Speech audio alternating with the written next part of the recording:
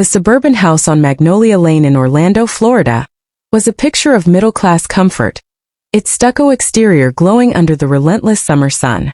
Palm trees swayed in the front yard, and the hum of sprinklers blended with the chatter of neighborhood kids on bikes. Inside, the air was cool, scented with the faint citrus of Jennifer's favorite cleaning spray. For Tom, a 42-year-old electrician with a quiet demeanor and a love for restoring old radios, this house was more than a home. It was a sanctuary, built on 15 years of marriage to Jennifer and countless memories with their two kids, Ethan 12 and Sophie 9. But on that sweltering July afternoon, as Tom stood frozen in his own living room, the sanctuary crumbled.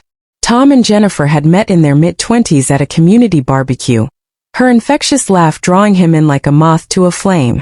She was a dental hygienist, practical yet warm, with a knack for making everyone feel at ease. They'd built a life together, navigating job changes, parenthood, and the mundane rhythms of suburban life. Friday pizza nights, soccer games, and lazy Sundays by the backyard pool.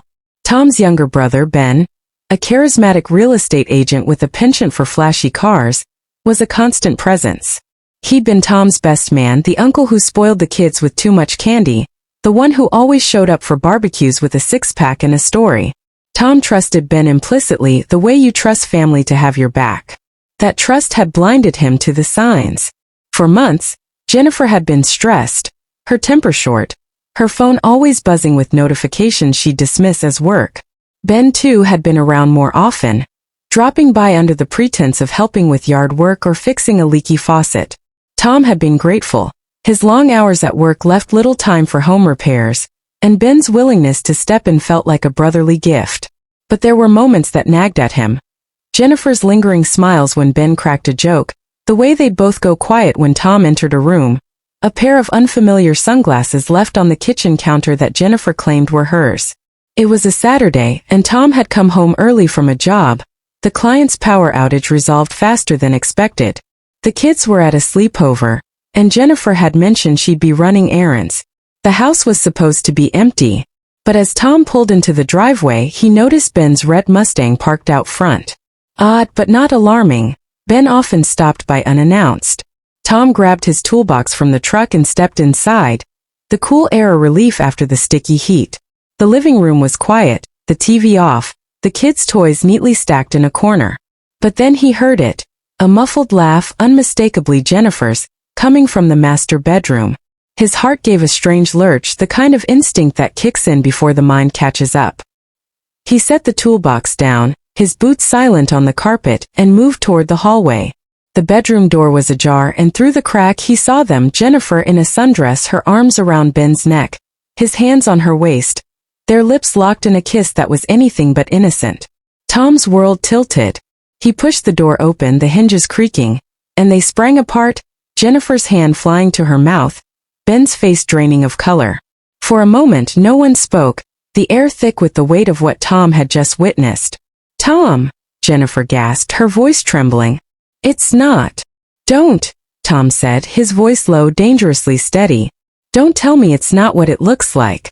I'm not blind." Ben took a step forward, hands raised. "Bro, listen, we didn't mean for this to happen."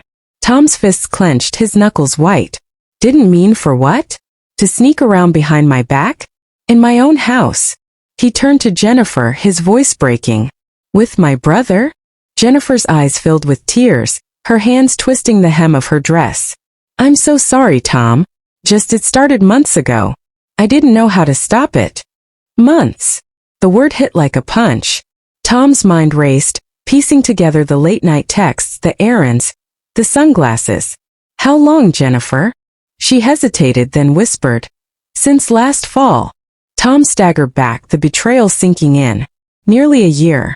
A year of lies, of stolen moments, of his wife and his brother building a secret life while he worked, raised their kids, and believed in the family they'd built.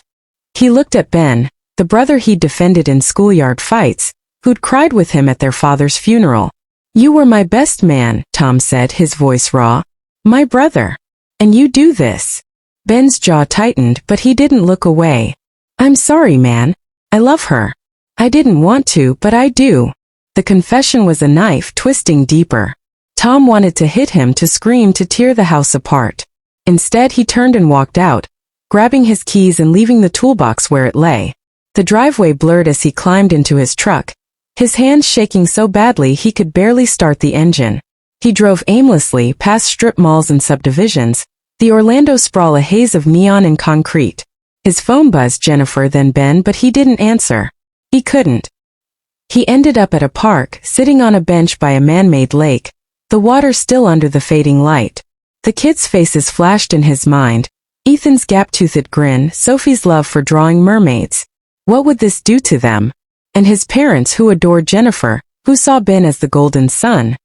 How could they survive this fracture? The betrayal wasn't just personal.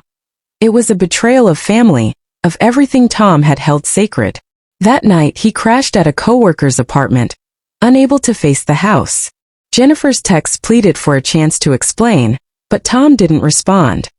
He called his sister Laura, who lived in Tampa, and poured out the story, his voice breaking. Laura, fierce and protective, drove up the next day, urging him to focus on himself and the kids. "You don't owe them anything right now," she said. "Not her, not Ben." Tom returned home to get clothes while Jennifer was at work. The house felt like a stranger's, every corner tainted.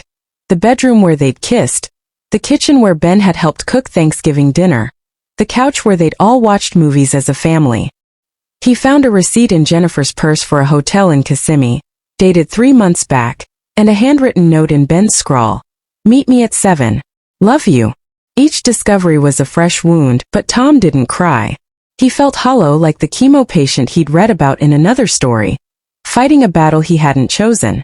He confronted Jennifer that evening, the kids at Laura's. She sat at the kitchen table, her face pale, her usual confidence gone. "I don't know how it started," she said, her voice small. "Ben was just there listening when I felt alone. You were always working, Tom, and I was drowning in mom stuff. It was a mistake, but it grew." "A mistake?" Tom's voice was cold. "You've been sleeping with my brother for a year. That's not a mistake. That's a choice." She sobbed, begging for forgiveness, promising to cut Ben off to go to therapy. But Tom couldn't see past the betrayal, the image of them together in his home, the lies that had unraveled his life. "I need you to leave," he said. "I can't look at you right now." Jennifer moved to her mother's, and Tom told Ben to stay away, his voice shaking with rage over the phone. The kids came home and Tom sat them down, explaining in simple terms that Mom and Dad needed time apart. Ethan asked if Uncle Ben was still coming to his soccer game, and Tom's heart broke all over again. He threw himself into routine work, kids, fixing radios in the garage late at night. Therapy helped. A gruff counselor who didn't sugarcoat the pain but taught him to channel it. Laura and his parents rallied around him, though his mother's grief over Ben's role was a wound of its own. Ben tried to apologize once, a letter that Tom burned without reading. Jennifer sent emails, but Tom wasn't ready to forgive, not yet. Months later, on a cool Orlando evening, Tom sat on the porch with Ethan and Sophie, watching fireflies blink in the yard. The house was his again, slowly, new paint in the bedroom, Ben's tools gone from the garage. The pain hadn't vanished, but it was quieter, a scar instead of an open wound. He was learning to trust himself, to be enough for his kids, to rebuild a family that didn't include the brother or the wife he'd once thought he knew. And as Sophie leaned against him, sketching a mermaid in her notebook, Tom felt a flicker of hope. A new chapter, written on his terms.